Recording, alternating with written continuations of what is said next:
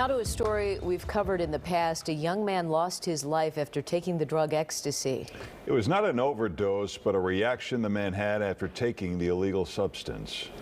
He was not an addict. He was not suicidal. He did not suffer from depression. He was firing on all cylinders. Exactly 1 week after taking ecstasy and still suffering from its effects, Greg abruptly left his office, walked across the street, and climbed the stairs to the top of a building. We've been advised that Greg suffered a psychotic break that day.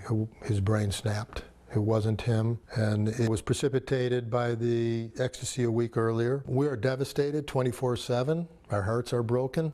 We realized that this was a very preventable, unnecessary tragedy.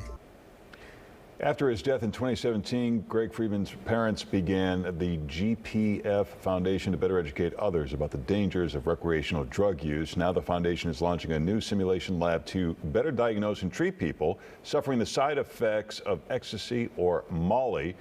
Joining us now with more is Dr. Sergel of the Cook County Emergency Medicine Simulation Lab, and Ross Friedman, the co-founder of the GPF Foundation. Thank you for joining us this morning. Thank you. Thank you for having me. We are so sorry for your loss. Tell us about, when we say a reaction to this drug, what do we mean by that? What's going on with these? Are they laced with something? What's going on there? So, per your illustration, Greg passed about 3.5 years ago from an adulterated recreational drug experience. In this case, it was MDMA/Molly, ecstasy.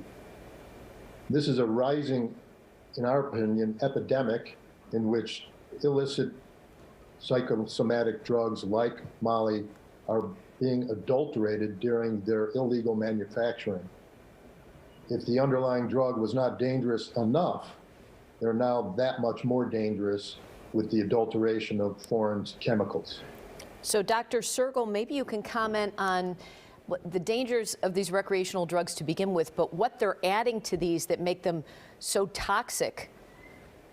So MDMA, or otherwise known as Molly or ecstasy, can frequently be adulterated with what we hear on the streets is called bath salts, which are synthetic amphetamine-like substances that can make not only the drug itself, at high doses or even regular doses dangerous, but in unpredictable ways because of the adulterants.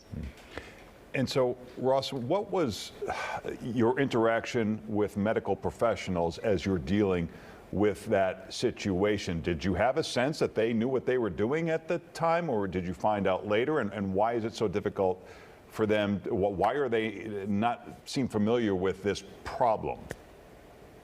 Well, in our journey and in our dialogue with the medical community, it was determined that this specific issue, which puts tens of millions of our target audience at risk, 18 to 35-year-olds, is frankly a blind spot within the medical community. It has not been addressed thoroughly, and appropriate diagnosis and treatment protocols have not yet been developed. So this adolescent MDMA users 13 times more likely to attempt suicide. Is that right, doctor?